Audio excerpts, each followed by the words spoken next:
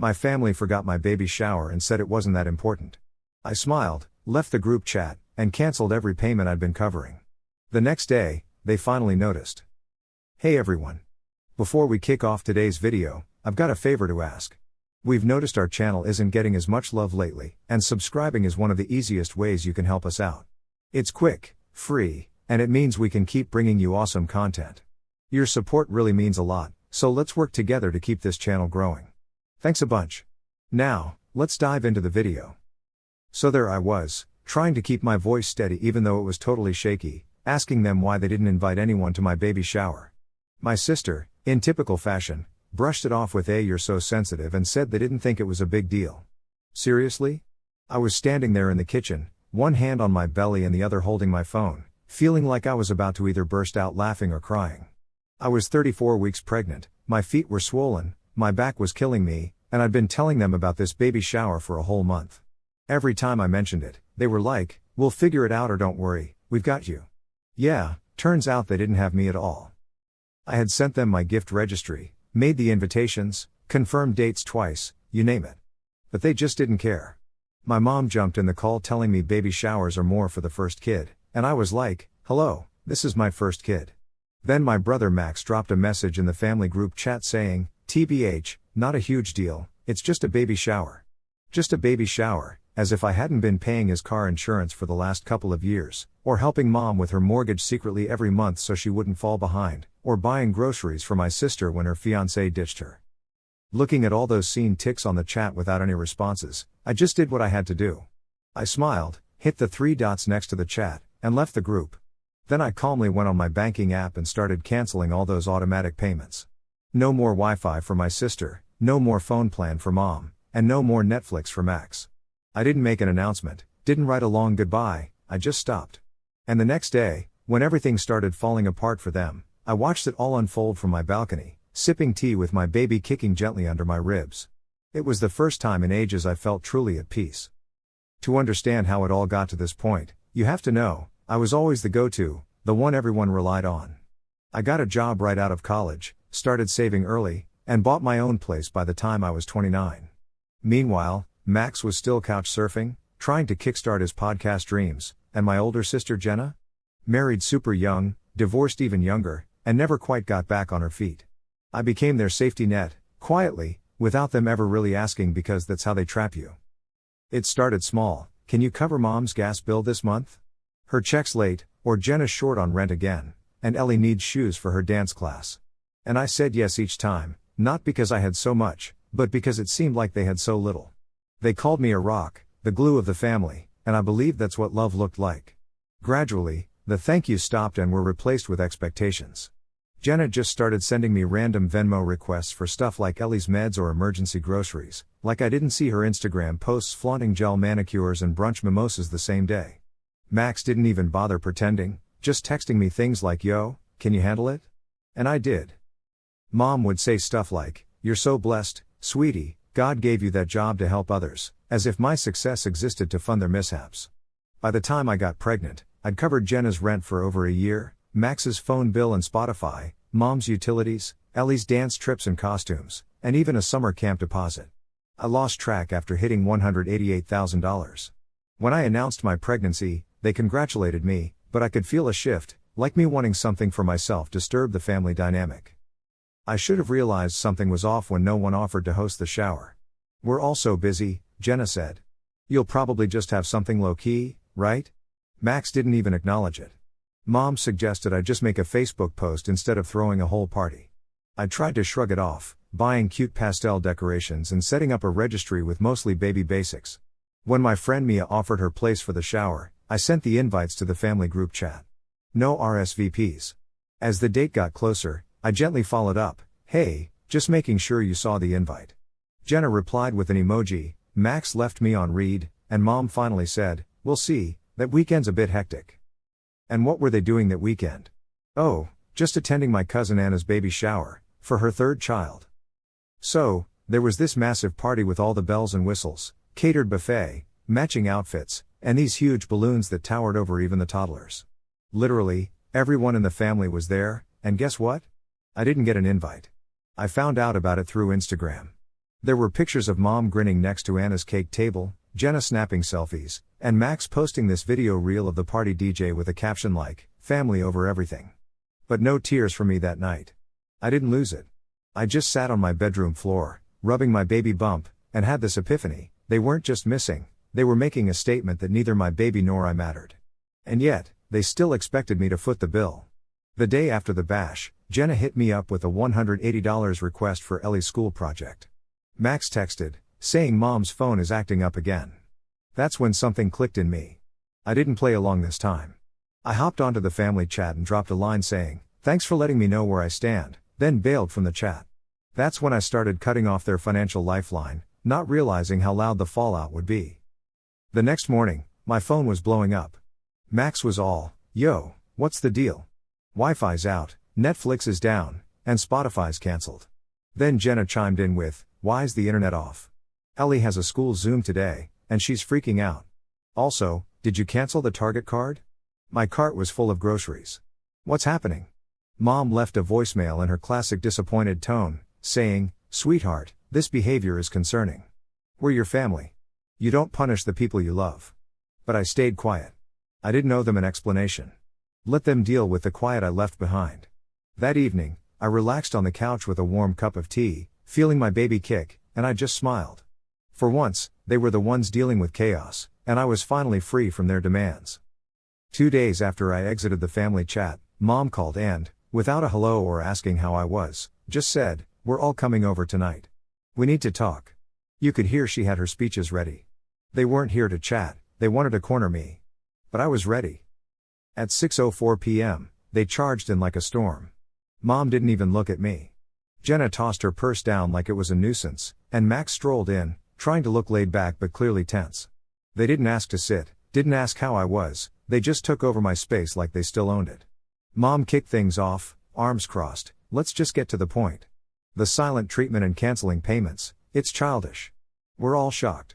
I just raised an eyebrow. "You're shocked I stopped paying for everything?"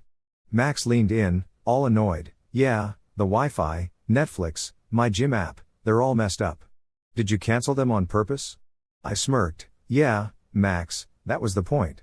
Jenna rolled her eyes, snatching, "Oh, so this is about the baby shower? Get over it." I stood up slowly, hand on my belly. "You're right, it's not about the party. It's that I'm 34 weeks pregnant, and none of you thought I was worth being there for. Not even an RSVP. Mom tried to intervene, we didn't mean anything by it. Baby showers are usually for first babies." I cut her off, "This is my first baby, and you knew that." Silence. "You didn't forget, you made a choice. You were all in for Anna's shower last weekend, balloons, buffet, the works, while ignoring mine. Then Jenna hits me up for $180, and Max wants me to sort out Mom's bill right after." Jenna groaned, "Oh, don't play the victim. You've always been generous. What, now you want to meddle?" That was it. I laughed, a bitter laugh, beyond repair. "Let's talk about this generosity. I covered your rent for 11 months, Jenna. Paid for Ellie's dance, school stuff, summer camp, while you flaunted your manicures and brunches. Max, I sorted your phone bill, gym, Spotify, Uber credits. You even texted me to cover things like I was your PA, not your sister." Mom's voice shot up, "You're making this a bigger deal than it is. We're family. We thought we could trust you." I shot back, "No, you thought you could use me. And you did, for years." Max scoffed, "What do you want, a standing ovation? So you made some money and helped out. Big whoop. That doesn't make you better." I leaned in and said, "No, Max, I'm exhausted. I'm totally done. I've bent over backward for this family, and the one time I needed a tiny bit of kindness, you couldn't even act like you cared." Jenna rolled her eyes and stood up, hands on her hips. "Ugh, you're so dramatic. Do you want us to cry now or throw you a pity party? Grow up," she snapped. Out of nowhere, my cousin Lisa, who'd been quiet the whole time, stood up. "I was on your side," she said, her voice quivering a bit. "But this is just disgusting. You all act like she's an ATM and then treat her like dirt the moment she sets a boundary." Everyone turned to Lisa, shocked. "Lisa, don't get involved," Mom said sharply. But Lisa wasn't backing down. "I am involved because I see how you've treated her, and I want no part in a family that punishes someone for having the courage to stand up for themselves." With that, Lisa grabbed her purse and walked out. The room was dead silent, and you could cut the tension with a knife. Then, Mom turned back to me, a mixture of guilt and anger on her face. Think about your baby. She needs a family. Are you really going to raise her alone, without us? She asked. I looked straight at her. Better alone than surrounded by people who only love me when I'm useful, I replied. That night, they left my apartment like they were leaving a funeral, not a slammed door or a raised voice, just eerie silence. Max muttered something under his breath, probably an insult, but I missed it. Jenna didn't even look at me, and Mom paused in the doorway like she wanted to say something but didn't. I closed the door behind them, not gently this time. I stood in the kitchen, lights off, holding a warm cup of tea against my belly. My baby moved a bit and then settled.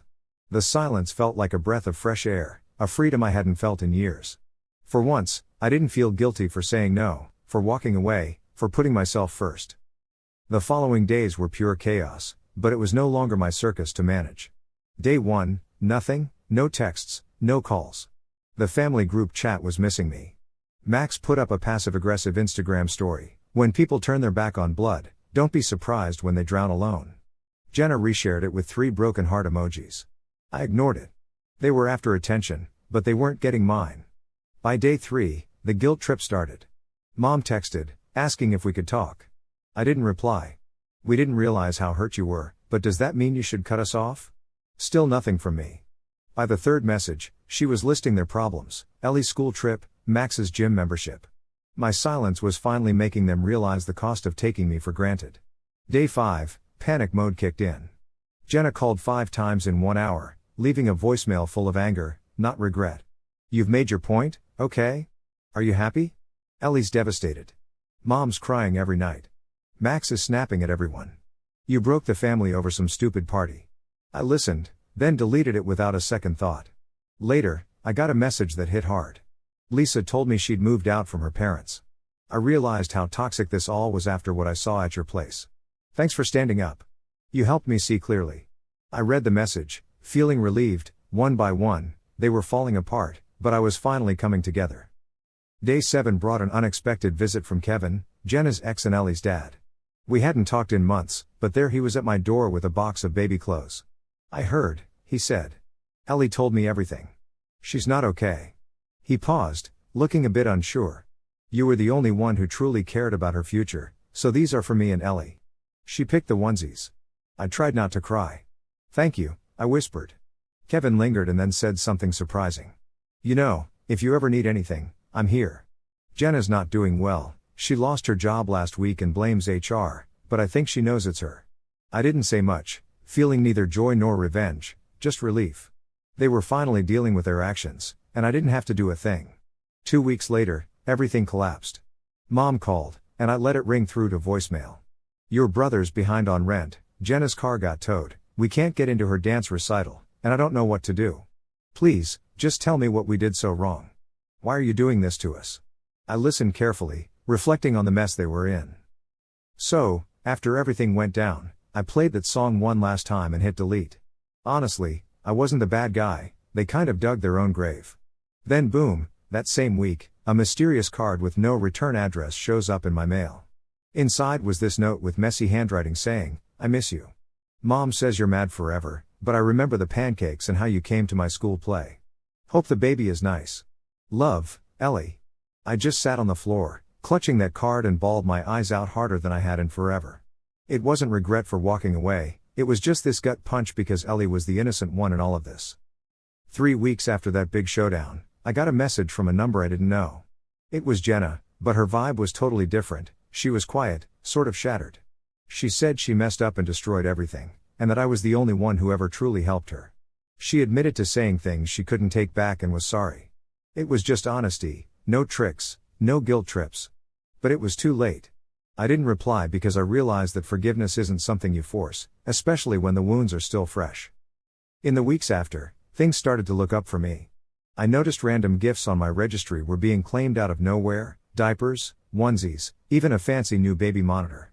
My friend Mia threw me this chill baby shower with just a few close peeps, and it was perfect, no fake grins, no judgment, just genuine people who cared. I felt like I was becoming myself again, not just a bank or a safety net, or the invisible daughter.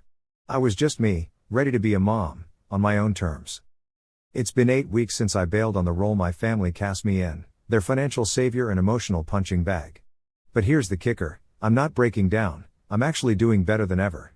I wake up now without that anxiety smothering me, no guilt-tripping texts, no mental spreadsheets about who needs what paid. It's just me and my baby bump, and this calm I never knew was possible. Living in this new quiet after years of being everyone's emergency contact felt weird at first. I kept expecting that nagging guilt to show up, like maybe I was too harsh or should have handled things differently.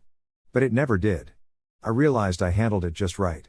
I spoke my truth, set boundaries, and they showed me exactly why those boundaries were necessary. Jenna still reaches out now and then with vague messages about hoping I'm okay or how Ellie misses me, but I don't respond. I've learned not to react because silence can be just as powerful a response. Boundaries aren't mean, they're necessary. Max is out there playing the victim online, ranting about fake family and how money changes people. He got 2 likes, one from Jenna, one from Mom. I didn't laugh, I felt bad for him because now, without me as his scapegoat, he's being forced to face himself, a pretty terrifying mirror if you ask me.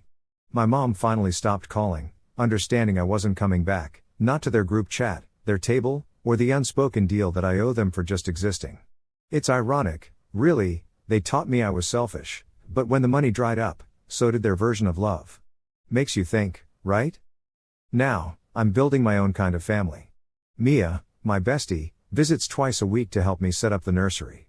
Lisa, yes, Lisa, is in touch every day, checking in with memes, baby name ideas, and reminders to hydrate. Kevin brought over Ellie's favorite stuffed animal, saying Ellie thought the baby might like it too, and I believe him. I'm still me, but more so, more genuine and true to myself. The other night, I stood in the nursery, watching the mobile spin gently with little clouds and moons under the warm glow of the light, and for the first time ever, I felt truly safe. Not because someone was promising to protect me, not because I had backup, but because I was strong enough to stand on my own. I've walked through fire, been labeled as too much, too selfish, too cold, I've been used and guilted and came out the other side. And I'm done apologizing for it. If my daughter ever asks about my family someday, I'll be honest. I'll tell her that blood doesn't always equal love, that kindness without limits leads to self-destruction, and that being the strong one doesn't mean you have to sacrifice yourself. I'll tell her she never has to set herself on fire to keep others warm and that she's allowed to say no whenever she needs to. To the folks who brought you up, I'll raise her with strength and compassion, but she's not going to blindly follow anyone. She'll be warm but not a pushover. If there's one thing I want to pass on to her, it's this: don't ever be scared to choose yourself, even if you have to stand alone. I used to think that walking away made me look like the bad guy, that they'd make up stories about how I left them behind. And maybe they do. Let them. If choosing peace, protecting my kid, and breaking old family patterns makes me the villain in their tale, then maybe I was never meant to be the hero in the first place.